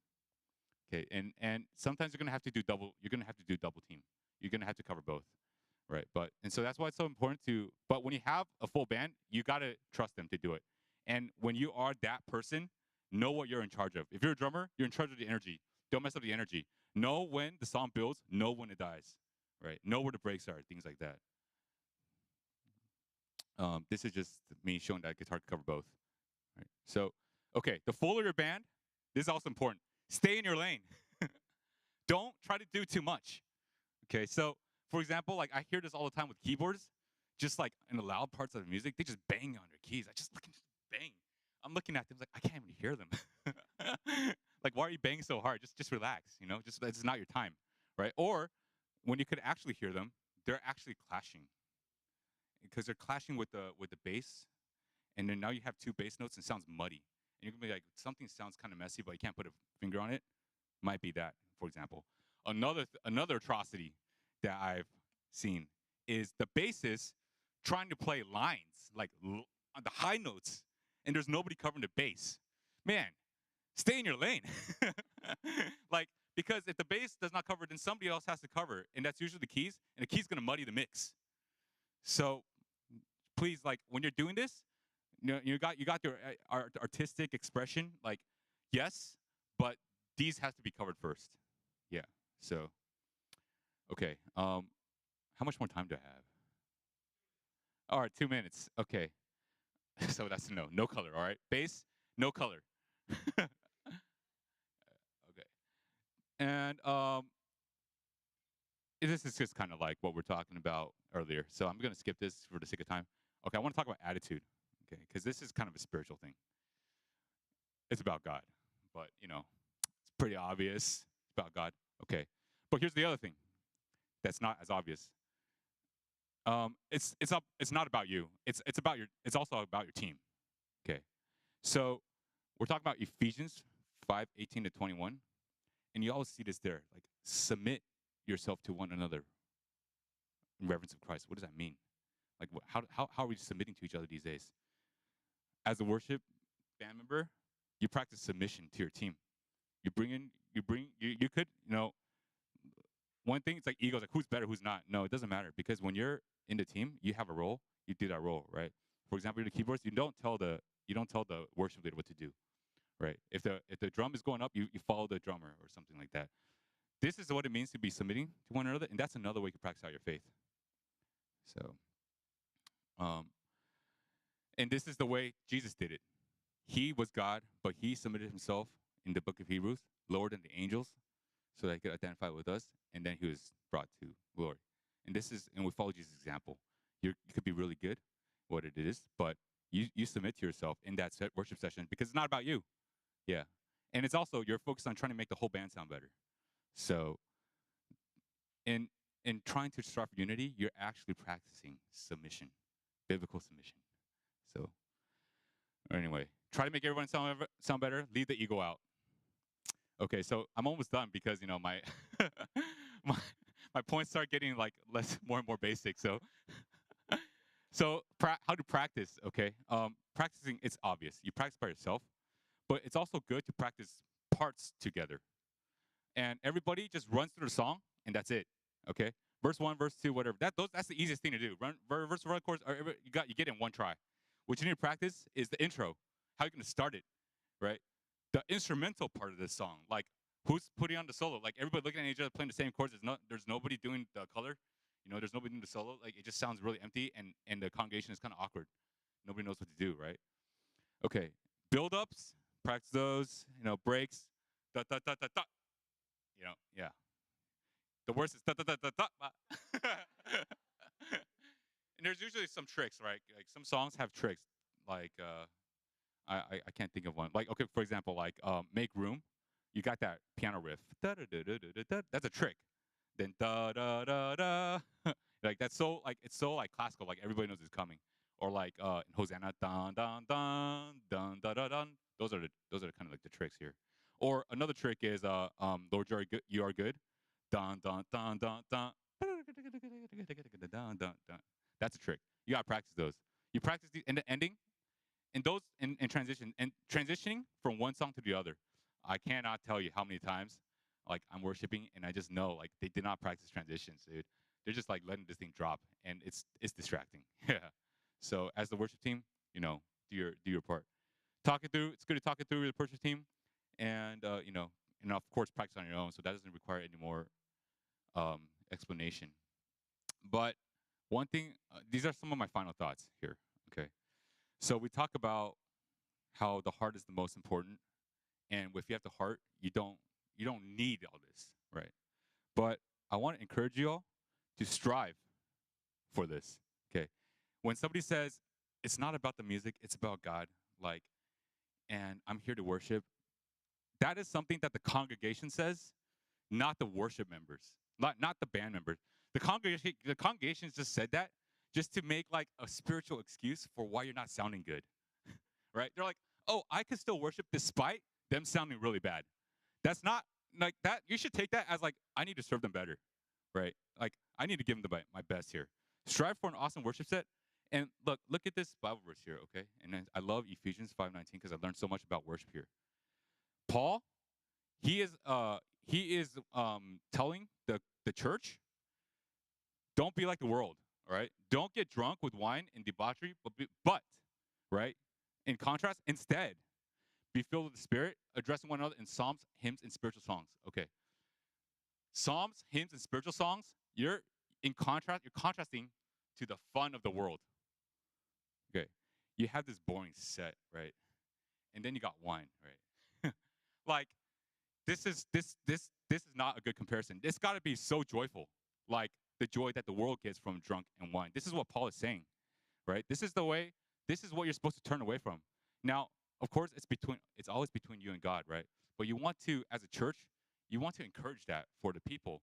You want them to walk in there and to walk in with that that place where like they were just having a fight with their significant other, or they were having a bad day, you know, they're getting laid off. They walk into that church, and you're like, oh, I'm so glad I'm here. You want to provide that, because as a worship team, you're the first thing they see, right? That's why we say in worship team, prepare your hearts for the message, because you're the first thing they see. The first thing they see is a sloppy set. You have not done your role, right? Even though that is like, you don't need that, but you're here to serve the church, and you didn't provide it, and we should, right? We should. Another final thought is always look on the bright side. Okay, always look on the bright side, because we have a lot of doom and gloom, you know, in the EFCs here. You know, like, well, a small church, we don't have that many resources. You know, all right. On the bright side, okay, if your team is small, you have more unity. All right, like the most unified team is a one-band member. Yeah, yeah. So almost no practice needed, right? But second of all, even if you have just 2 to 3 people, you could make a very full sound if you focus on these things. GBC, actually, most of the time, have 3 people. Me, the keyboardist, the drummer, and the leader. That's it. But I'm going to always strive to put on a full set, because I think this is what the people deserve when they want to walk into GBC to have a good worship service. Right? I want them to have the joy, and it's doable. It's doable. And so I want you guys to strive for that, despite despite these things. And it's actually easier to have a small band, actually, to create a good set. Okay. And if you do not have enough resources, it's actually okay to ask for help from other people. And I just want to reiterate here, like, Grace Bible Church has received a lot of help from IKSBC. And so it was so good that, you know, Andrew was here today. Oh, hey, you showed up for my talk? Oh, cool. Hey. No, it's we're GBC, Grace Bible Church, is very thankful. And I think I've shared a little bit at our praise night. But being alone, actually, and this is the thing, like when you're isolated, you don't even know how far you've fallen off the cliff of like apathy, or I'm just gonna leave it, or survival. Like, here's the other thing, and I'm just talking out of my own heart, because this is what happened to us, right? Don't try to survive another week. Do not try to survive. You gotta thrive. But I know but it's hard, because especially when you're alone and you just see this week after week, and that's why it's actually good to ask for help. We actually get a lot of guest worship. We swap teams a lot between IKSBC and GBC. Generally, it's them helping us more. I mean, they have so many good. I just go there and play piano for them. But we're inviting Brittany now, so so we're gonna have a full swap and stuff like that. But that's the idea, and I want to encourage us among the EFCs. There's some regional EFCs here. I mean, there could be times where we just swap around, because just to get a fresh sound, you get perspective both ways. Yeah. So okay, now this is so important. But serving on the worship team is your opportunity to live out your faith. All right. If we're trying to do a good job, you are just living out your faith, and all the things that kind of bother you about practice, they're bothering you because you probably are dealing with some sort of sin. Like, you either have an ego issue because you can't humble yourself, you want to stand out, you want to hear yourself, you have problems submitting to one another, you need to work on that a little bit more. All right. And then, but, you know, in working and trying to strive for unity, what you're doing is you are practicing trying to be one like Jesus wanted, like that fellowship, and then just putting others ahead of you. And it's not even about you. Like, oftentimes in a worship team setting, if you hear a lot of the bands these days, it kind of just sounds like singing, drums, and then sound. And that's what I hear a lot of times. But everybody is worshiping, and I like that. So I think that's something that we could strive for. And your unity, all right, if you exemplify unity because you're trying to live out your faith and you exemplify your team, your whole congregation is going to feel it. And you know that when your whole congregation is singing. Yeah. And their singing will encourage you, because their worship, it's their worship. And you think you're leading them to worship, but they're leading you into worship. And so it goes back full circle. Yeah.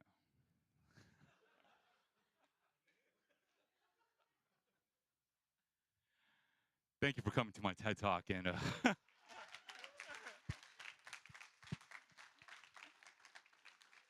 Any questions, or are we done? I guess we're done. No questions.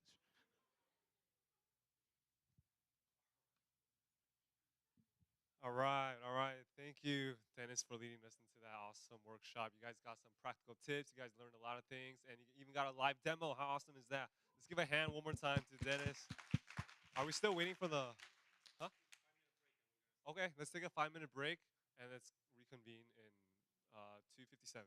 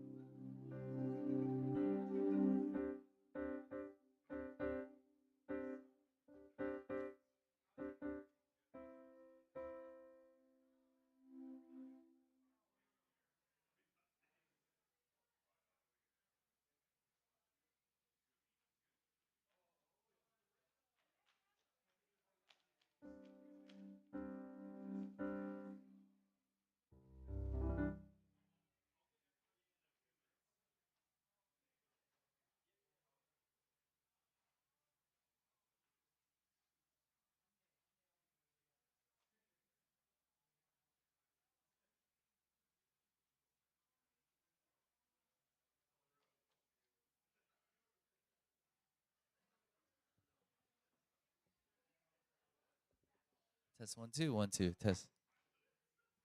Test mic 1 2. Okay,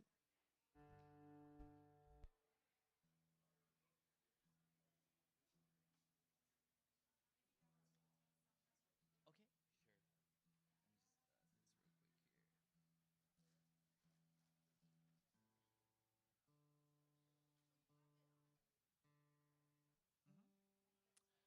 Oh, oh yeah. I thought he oh, okay. Yeah, I didn't have it on. Yeah, sorry. Do you think he can just maybe copy paste it? Just put into one. Yeah, I think it should be fine. PowerPoint, yeah.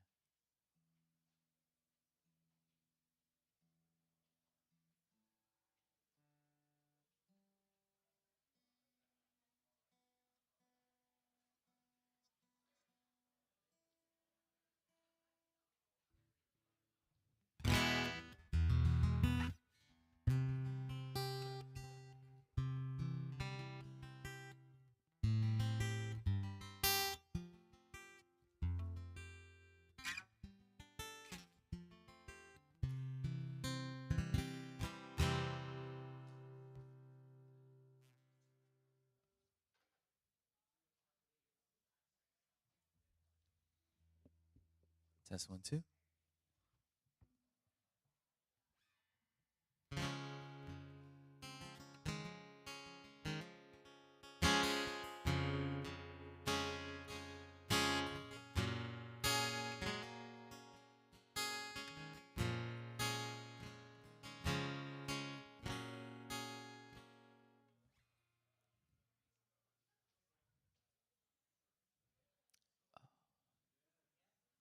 Micah, can you just like, is there a way you can just like copy paste like just the lyrics part? No, no, no, just the lyrics. So like literally just one line. Uh, sorry, I thought for some reason.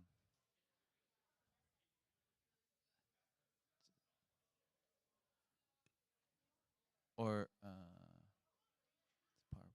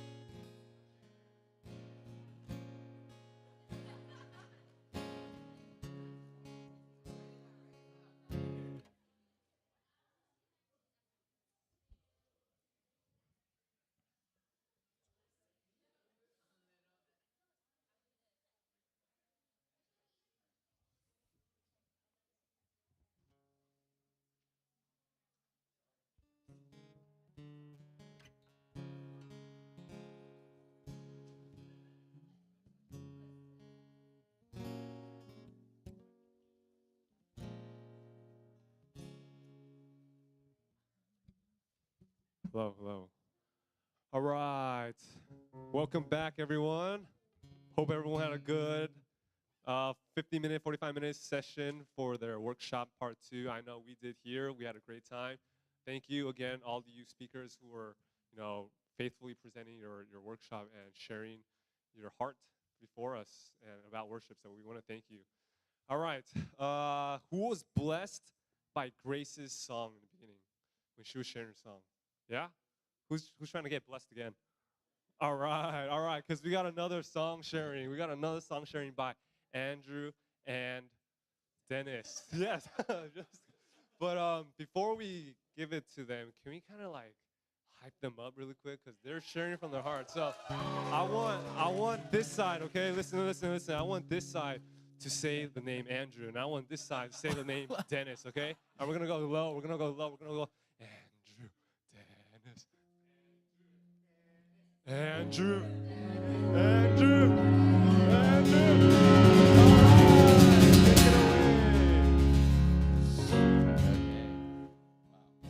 Thank you. Jesus. No, okay. No, it is about him. Okay, so yeah, before we begin, I guess song sharing. So, actually, I didn't write this song. Oh, let's get Dennis's mic too, cause he's gonna share something too. But no, actually, it was originated from a friend of ours, my pastor actually from my church, IKSBC, Emmanuel Southern Baptist Church.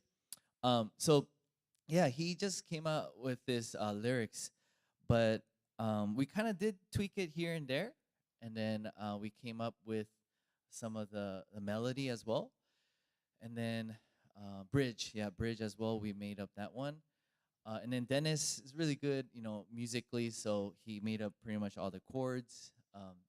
So there's like kind of collaboration basically.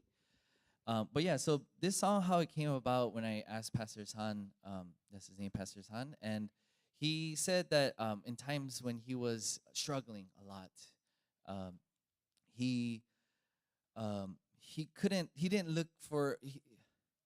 look elsewhere, but only to Jesus, and so that was kind of his heart. And then he just kind of prayed, and he said that the victory has already. The battle has already won, right? The battle has won. He has victory. And so he saw victory with Jesus. And so the only thing he could do was just cry out his name, right? So that's why the title is, his name is Jesus. And so that's that song. But a little bit about like songwriting. I honestly am not really good at the lyrics. Like lyrically, I'm not good. But I can kind of have some inspirations of the melody of like the song. What is that word? Yeah, it's a melody, right? Yeah, so basically the song and kind of that side of it. And so I don't know if Grace touched this or whatnot, or if like this is just probably my opinion, but it's okay. I think some people is really good at the lyrics, and then some people is good at like making the melody. And so don't be discouraged and be like, oh, I'm really bad at making the melody of a song, or like getting down the chords or whatnot. And if you're good at the lyrics, find someone who's really good at making the actual song. So that's kind of my take on that. Dennis, you want to answer? Oh yeah. I think every songwriter and musician, composer, always has a different method of coming out with their work. So I'm sure, I think Gracie shared a lot about how she did it. We could share about how we did it too. And it might be really different, but there's no wrong way to do it. Should we share it after we play the song, or should we how we wrote the song? Oh, yeah, okay. You guys want to hear the song first? Or okay, let's hear the song. Share it afterwards.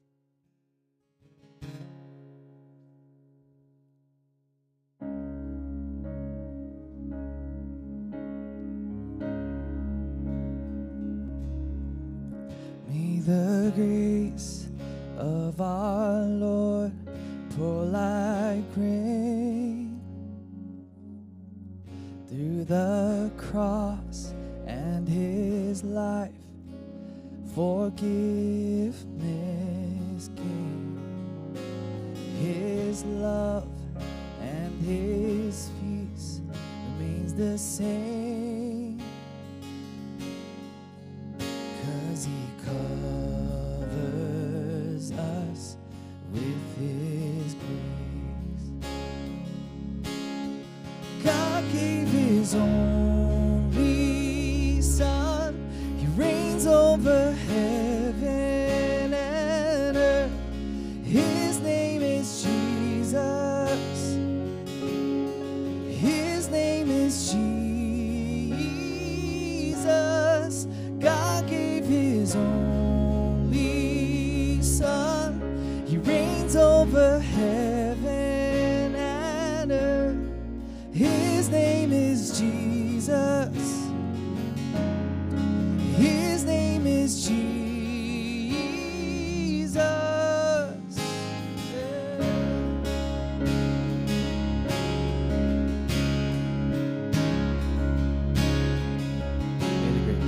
May the grace of our Lord pour like rain through the cross and His life, forgiveness gain. Oh, His love and His peace remains the same,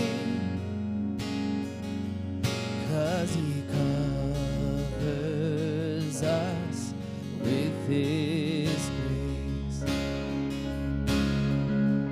'Cause He covers us with His grace. God gave His only Son. He reigns over heaven and earth. His name is Jesus. His name is Jesus. God gave His only Son. He reigns over heaven and earth. His name is Jesus. His name is Jesus.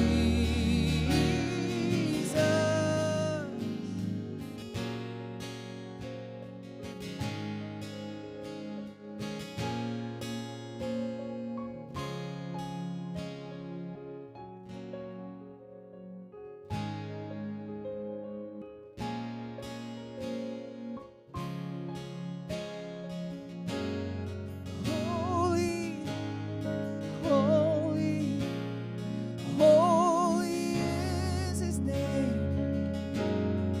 Worthy, worthy, worthy is His name. Holy, holy, holy is His name. Worthy, worthy, worthy is His name. Sing holy, holy, holy, holy is His name. Worthy, worthy, worthy is His name. You are holy, holy, holy is His name. Yes, worthy, worthy, worthy is His name. God gave His only Son. He reigns over heaven and earth. His name is Jesus. His name is Jesus. God gave His only Son. He reigns over heaven and earth. His name is Jesus. His name is Jesus. God gave His only Son. He reigns over heaven and earth. His name is Jesus. His name is Jesus.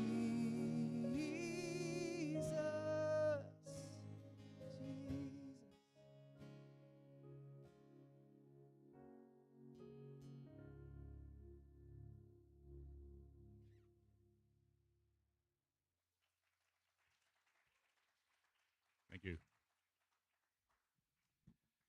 All right, so yeah, it's gonna tell you guys about the writing process. So um, Andrew was sharing that the lyrics were actually inspired from Pastor Son's personal journal as he's preparing sermons. And he was preparing a series about going to war because, without going too much into it, there's a lot of battles going on this year, a lot of struggles. So, and this is his reflection. So he brings us this lyric, but originally I wanted to just kind of share like what we were thinking about when we want to do this. So, oftentimes, the Lord gives you a song, and you write the song, right? But what we were kind of exploring the idea of becoming like songwriters.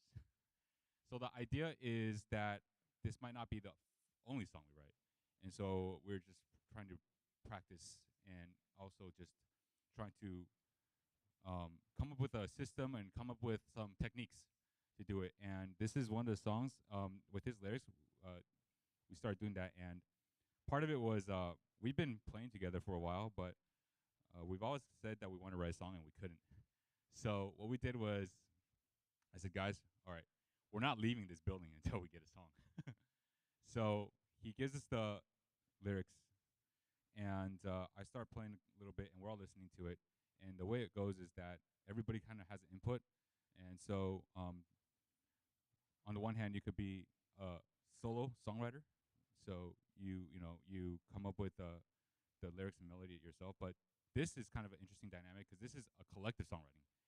And if you decide that this is something that you want to do, like songwrite in a group, the biggest advice I have for you is that when somebody has an idea, you don't negate the idea. You don't say no. Like, for example, we're playing something, and then all of a sudden, Pastor San was like, I kind of want a 6/8 beat, and so I'm gonna go with the 6/8 beat, right? We're gonna go like, no, that's not good. Or it's like we're playing something, and then our first draft like sounded really Korean drama-ish, but I guess it still kind of sounds kind of Korean drama-ish, but does it? Yeah, no, okay, no, it doesn't. No, it doesn't. But the first one, they were like, yeah, they're like, yeah, they're very nice to me, so they'd be like, when there's a bad song, they'll be like, yeah, this song sounds really good as like a Korean worship song. But then also the other thing we had in mind was that Andrew was going to sing it. So I wanted to play a couple of melody lines for Andrew, and then he had a thing going on, and I just started building on it. And so when I heard that, where he was strumming, I just built on it, and I never took away anything that they did. Or if we had to go a certain direction, I will always have a suggestion, a productive suggestion of what to do next. You never say no. It's kind of like when you're improvising with an actor. You don't ever be like, you don't ever try to do a negative thing. You always want to do a positive thing. And then initially the lyrics looked like a huge poem, actually. But we just kind of took lines out of that and just try to do our best to make it fit. And nothing's going to fit super well, but we're just going to try to do it to get the structure. And that's what we did. And then after that, produced the demo, gave it to Andrew, made him come to church and record it. Told him he's not leaving until he does it. and then at the end, because he will give me ideas, and he'd be like, I want to do this line one more time. And actually, the bridge was written by Andrew.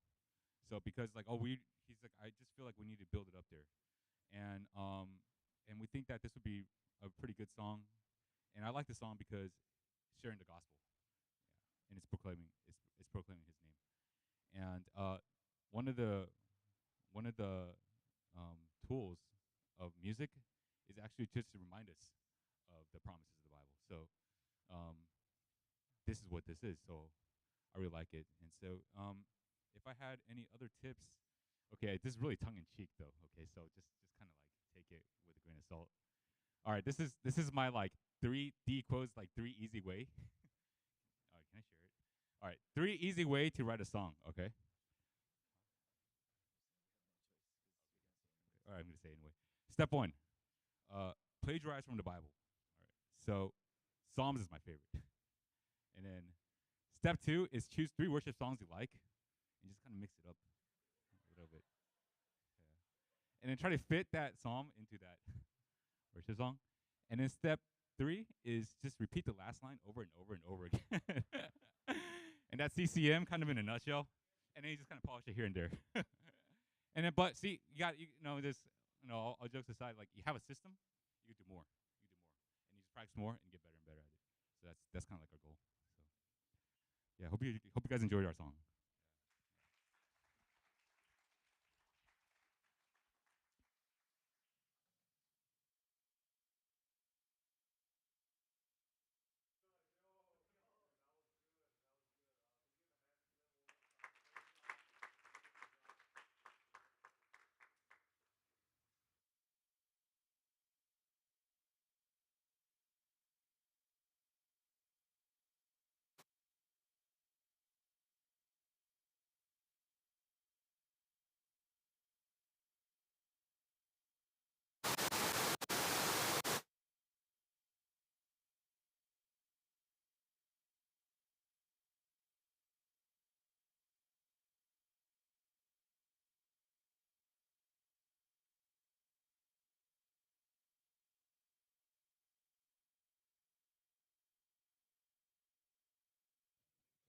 Test, test. It's on. Okay. All right. Yeah. You guys saw for yourselves the unity that they had up there. You know, we were just talking about unity and building a team unity in our previous workshop. So praise God for that. You know, they were really like salt and pepper.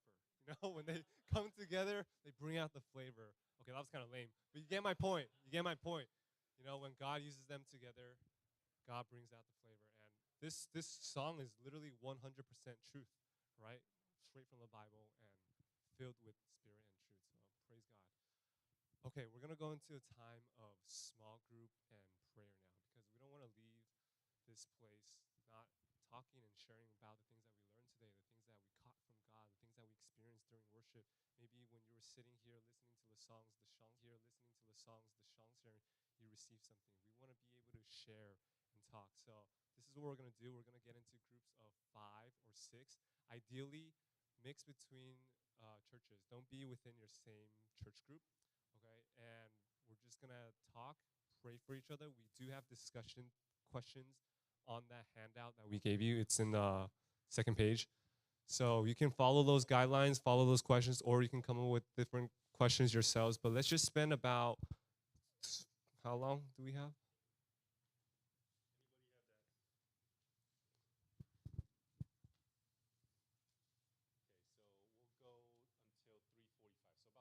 Let's do 20 minutes, okay? 20 minutes of small group and prayer time. And let's reconvene here after you guys are done so we can close the conference. All right. Okay.